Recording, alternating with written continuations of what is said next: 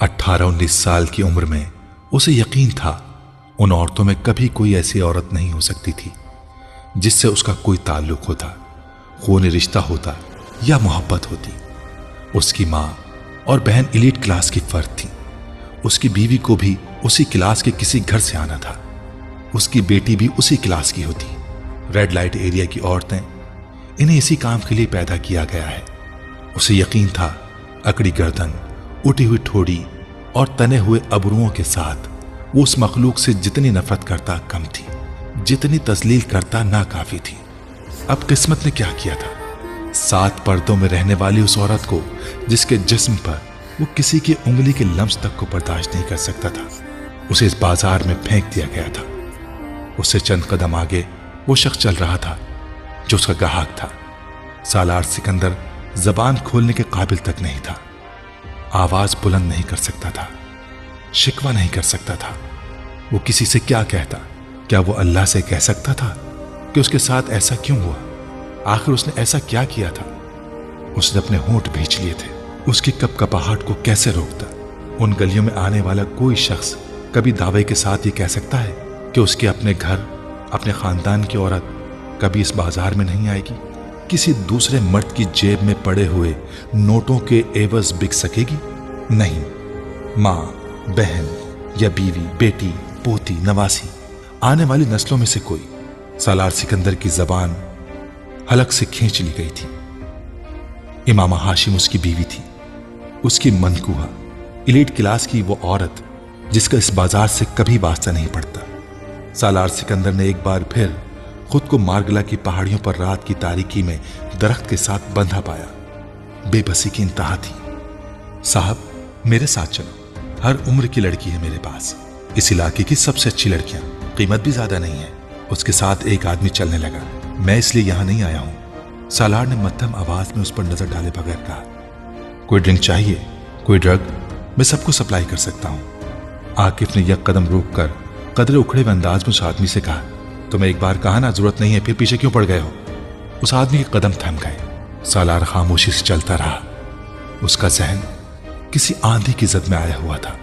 इमामा हाशिम वहां कब, क्यों, कैसे आ गई थी? माजी एक फिल्म की तरह उसकी नजरों के सामने आया था।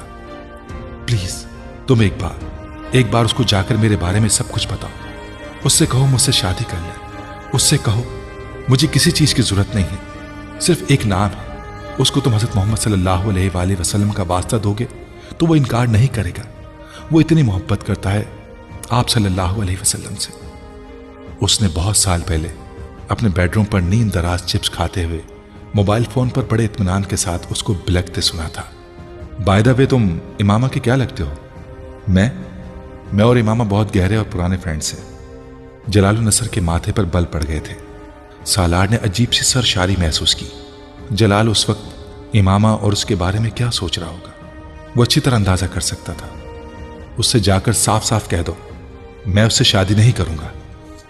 वो जलालु नसर का ये पैगाम सुनते हुए इमामा हाशिम का चेहरा देखना चाहता था। उसने च्युइंगम के बबल बनाते हुए इमामा को मोबाइल पर खबर दी थी, तुमने मुझ पर इतने एहसान किए हैं, एक एहसान और करो, मुझे तलाक दे दो।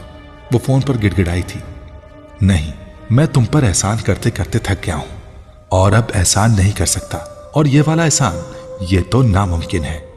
उसने जवाबन कहा था, तुम तलाक चाहती हो, कोर्ट में जाकर ले लो, मगर मैं तुम्हें तलाक नहीं दूंगा।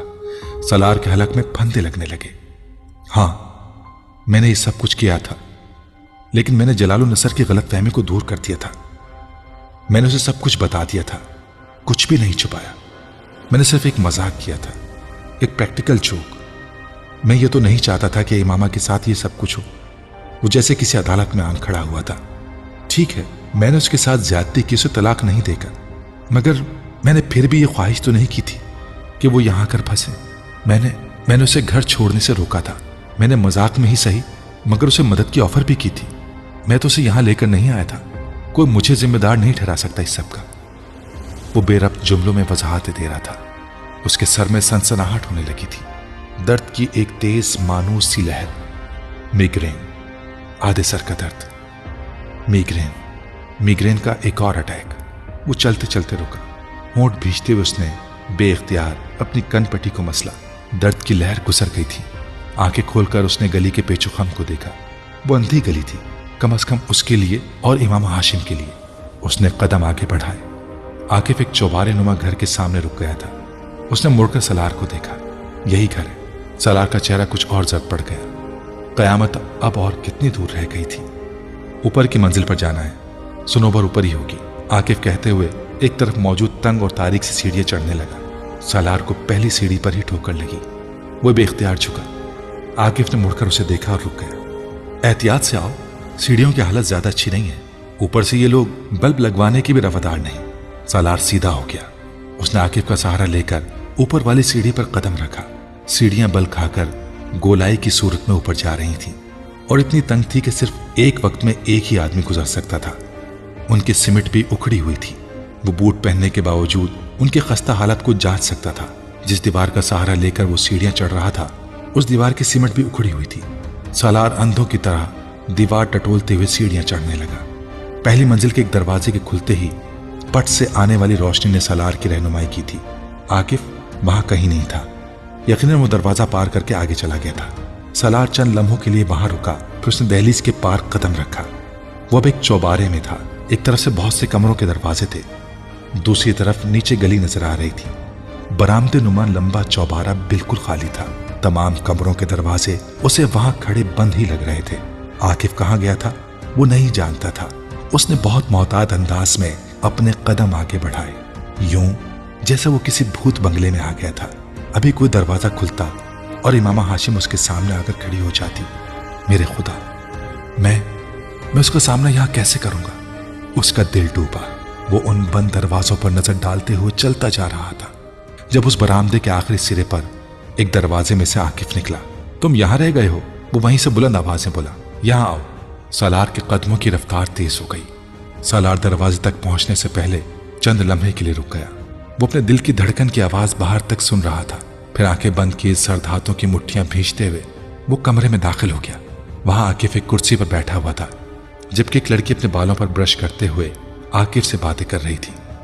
ये इमामा नहीं है, बेइख्तियार सलार के मुंह से निकला। हाँ, ये इमामा नहीं है, वो अंदर है, आओ। आकिफ ने उठते हुए एक और कमरे का दरवाजा खोला। सालार हमवार कदमों से उसके पीछे गया। आकिफ अगले कमरे को भी पार कर गया। एक और दरवाजा खोलकर एक दूसरे कमरे में दाखिल हो गया। हेलो सनोबर, सालार ने दूर से आकिफ को कहते हुए सुना। उसका दिल उछलकर हलक में आ गया। उसी लम्हे के लिए उसका दिल चाहा कि वो वहां से भाग जाए, अभी इसी वक्त। सरपट इधर उधर देखे बगैर इस घर से, इस इलाके से, इस शहर से, इस मुल्क से दोबारा कभी वहां का रुख तक ना करे। उसने गर्दन मोड़कर अपने अक़ब में मौजूद दरवाजे को देखा। आओ सलार, आकिफ ने उससे मुखातिब किया। वो अब गर्दन मोड़े अंदर किसी लड़की से मसरूफ गुफ्तगू था। सालार ने थूक निकला। उसका हलक कांटों का जंगल बन गया था। वो आगे बढ़ा। आकिफ ने अपनी पुश्त पर उसके कदमों की आवाज सुनी तो दरवाजे से हट गया। सालार दरवाजे में था। वो कमरे के वस्त में खड़ी थी। यह है सनोबर, आकिफ ने तारुफ करवाया। सालार उससे नजरें नहीं हटा सका। वो भी उस पर नजरें जमाए हुए थी। इमामा, वो बेहिस हरकत उसे देखता हुआ बड़बड़ाया। हाँ इमामा, आकिफ ने तस्दीक की। सालार घुटनों के बल जमीन पर गिर पड़ा। आकिफ घबरा गया। क्या हुआ? वो दोनों हाथों से अपना सर पकड़ते हुए सजदों में था। वो तवाइफ के कोठे पर सजदे करने वाला पहला मर्द था। आकिफ पंजों के बल बैठा उसे कंधे से पकड़ कर हिला रहा था। सालार सजदों में बच्चों की तरह रो रहा था। पानी, पानी लाओ। सुनोबर घबराते हुए तेजी से बेडरूम के सिरहाने पड़े जग और गिलास की तरफ गई और गिलास लेकर सालार के पास आकर खड़ी हो गई। सालार साहब, आप पानी पिए। सालार एक झटके से उठ बैठा, यूं जैसे उसे करंट लगा हो। उसका चेहरा आंसुओं से भीगा हुआ था। कुछ कहे बगैर उसने अपनी जींस की जेब से वॉलेट निकाला और पागलों की तरह उसमें से करेंसी नोट निकालकर सुनोबर के सामने रखता गया। उसने वॉलेट चंद सेकंड में खाली कर दिया था। उसमें क्रेडिट कार्ड्स के अलावा कुछ भी नहीं बचा था। फिर वो कुछ कहे बगैर उठ खड़ा हुआ और उल्टे कदमों दरवाजे की दहलीज को ठोकर लगाता हुआ बाहर निकल गया। आकिफ हक्का बक्का उसके पीछे आया। सालार, क्या हुआ है? कहां जा रहे हो? उसने सालार को कंधे से पकड़कर रोकने की कोशिश की। सालार वहशत ज़दा उससे अपने आप को छुड़ाने लगा। छोड़ो मुझे, हाथ न लगाओ, मुझे जाने दो। वो बुलंद आवाज में रोते हुए हिज़यानी अंदाज में चिल्लाया। इमामा से मिलना था तुम्हें? आकिफ ने उसे याद दिलाया, ये इमामा नहीं है, ये नहीं है इमामा हाशिम, मगर मेरे साथ जाना है तुम्हें, मैं चला जाऊंगा, मुझे तुम्हारी जरूरत नहीं है। वो उल्टे कदमों कंधा चुड़ाकर भागता हुआ कमरे से निकल गया। आकिफ जेरे लब कुछ बड़बड़ाया। उसका मूड ऑफ हो गया था। मुड़कर वो सनोबर के कमरे में घुस गया, जो अभी भी हैरानी से नोटों के ढेर को देख रही थी। सीढ़ियां अब भी उसी तरह तारीक थी, मगर इस बार वो जिस जहनी हालत में था उसे किसी दीवार, किसी सहारे, किसी रोशनी की जरूरत नहीं थी। वो अंधाधुंध तारीक सीढ़ियों से नीचे भागा और बुरी तरह गिरा। अगर सीढ़ियां सीधी होती तो वो सीधा नीचे जा गिरता, मगर सीढ़ियों की गोलाई ने उसे बचा लिया था। वो अंधेरे में एक बार फिर उठा। घुटनों और टखनों में उठने वाली टीसों से बेपरवाह उसने दोबारा उसी तरह भागते हुए सीढ़ियां उतरने की कोशिश की। चंद सीढ़ियां उतरने के बाद लगाई जाने वाली छलांग ने उसे फिर जमीन बोस किया था। इस बार उसका सर भी दीवार से टकराया। वो खुशकिस्मत था, उसकी हड्डी नहीं टूटी। शायद सीढ़ियों से गिरने के बाद नीचे वाली सीढ़ियों पर आ गया था। सामने गली की रोशनी नजर आ रही थी। वो सीढ़ियों से निकल आया था, मगर आगे नहीं जा सका। चंद कदम आगे चलकर उस घर के बाहर थड़े पर बैठ गया। उसे मतली महसूस हो रही थी। सर को थामते हुए उसे बेख्तियार उबकाई आई। वो थड़े पर बैठे बैठे झुक गया था। वो उबकाइयां करते हुए भी उसी तरह रो रहा था। गली में से गुजरने वाले लोगों के लिए ये सीन नया नहीं था। यहाँ बहुत से शराबी और नशेई जरूरत से ज्यादा नशा इस्तेमाल करने के बाद यही सब कुछ किया करते थे। सिर्फ सालार का लिबास और हुलिया था जो उसे कुछ मुहज्जिब दिखाई दे रहा था, और उसके आंसू और वावेला किसी तवाइफ की बेवफाई का नतीजा था। शायद तवाइफ का कोठा हर किसी को रास नहीं आता। गुजरने वाले तंजिया मुस्कुराहट के साथ उसे देखते हुए गुजर रहे थे। कोई उसके पास नहीं आया था। इस बाजार में हालो अहवाल जानने का रवाज नहीं था। आकिफ नीचे नहीं आया था। आता तो शायद सालार के पास रुक जाता। इमामा हाशिम वहां नहीं थी। सनोबर इमामा हाशिम नहीं थी।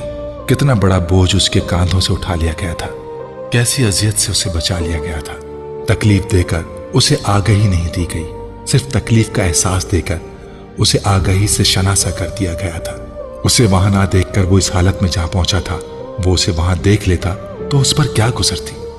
उसे अल्लाह से खौफ आ रहा था, बेपनाह खौफ। वो किस कदर ताकतवर था, क्या नहीं कर सकता था। वो किस कदर मेहरबान था, क्या नहीं करता। इंसान को इंसान रखना उसे आता था, कभी गजब से, कभी एहसान से। वो उसे उसके दायरे में ही रखता था। उसे कभी अपनी जिंदगी के उस सियाह बाप पर इतना पछतावा, इतनी नफरत नहीं हुई जितनी उस वक्त हो रही थी। क्यों आता था मैं यहां पर? क्यों खरीदता था मैं उन औरतों को? क्यों गुनाह का एहसास मेरे अंदर नहीं जागता था? वो चबूतरे पर बैठा दोनों हाथों से सर पकड़े बिलख रहा था। अब जब मैं ये सब कुछ छोड़ चुका हूं तो अब क्यों